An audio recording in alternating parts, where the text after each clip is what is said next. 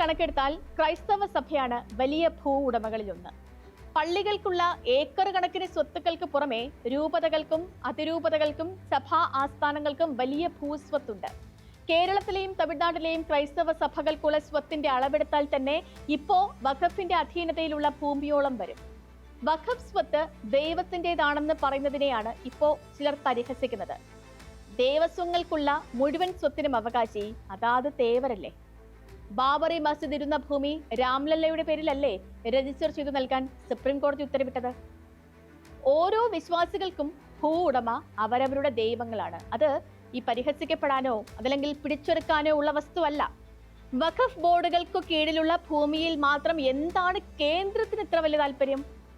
തമിഴ്നാട്ടിലെ ടെമ്പിൾ ട്രസ്റ്റിനും കേരളത്തിലെ ദേവസ്വം ബോർഡുകൾക്കും കീഴിലുള്ള ക്ഷേത്രങ്ങൾ ഹിന്ദുക്കൾക്ക് വിട്ടുകൊടുക്കണമെന്ന് വാദിക്കുന്നവരാണ് വഖഫിൽ സർക്കാർ നിയന്ത്രണം വേണമെന്ന് പറയുന്നതും.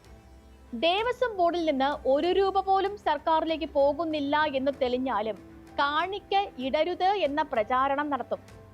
ദേവസ്വം ബോർഡുകൾ ഇല്ലായിരുന്നുവെങ്കിൽ കേരളത്തിലെ 2500 ക്ഷേത്രങ്ങളിലെങ്കിലും നിത്യപൂജ പ്രതിസന്ധിയിലാകില്ലേ?